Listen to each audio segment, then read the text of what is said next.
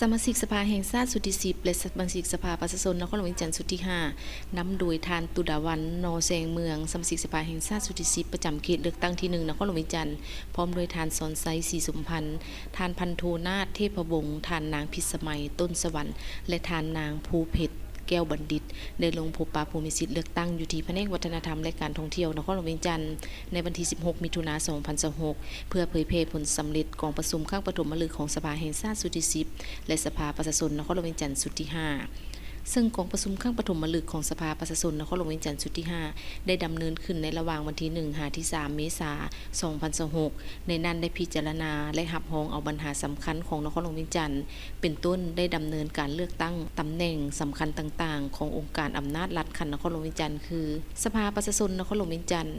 ได้เลือกตั้งเอาทานอาจสพังทองศรีพันโดนกรรมการศูนย์กลางภาคเลขาคณะพรรคนครหลวงเวียงจันทร์สมาชิกสภาแห่งชาติสุดที่10ทั้งควบเป็นสมาชิกสภาประชาชนนครหลวงเวียงจันทร์สุดที่5เป็นประธานสภาประชาชนนครหลวงเวียงจันทร์ทั้งเป็นประธานคณะประจำสภาประชาชนนครหลวงเวียงจันทร์สุดที่5เลือกตั้งทานธนงไซขุดไพฑูรย์กรรมการสำรองศูนย์กลางพรรคกรรมการประจำพรรคนครหลวงเวียงจันทร์สมาชิกสภาแห่งชาติสุดที่10ทั้งควบเป็นสมาชิกสภาประชาชนนครหลวงเวียงจันทร์สุดที่5เป็นรองประธานสภาประชาชน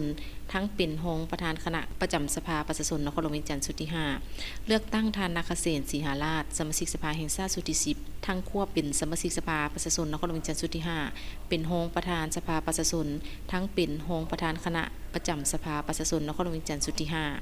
สำหรับคณะกรรมการปกครองนครหลวงเวียงจันทร์ได้รับรองเอาการเสนอแต่งตั้งประธานรองประธานคณะกรรมการปกครองนครหลวงเวียงจันทร์คือท่านศิริราช ทงศิลป์ทองเพ็ง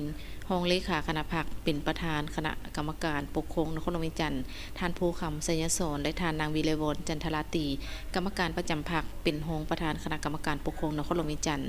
นอกจากนี้กองประชุมยังได้รับรองเอากงจากการจัดตั้งของคณะกรรมการปกครองนครหลวงเวียงจันทร์ซึ่งประกอบมี11แผนกและ7องค์การรัฐเทียบเท่าแผนกการขันนครหลวงเวียงจันทร์พร้อมทั้งรับรองเอาการเสนอแต่งตั้งบรรดาทานหัวหน้าแผนกการองค์การรัฐเทียบเท่าแผนกการขันนครหลวงเวียงจันทร์จำนวน18ทานและรับรองเอาบุคลากรขององค์การอัยการประชาชนและศาลประชาชนจำนวน3ทาน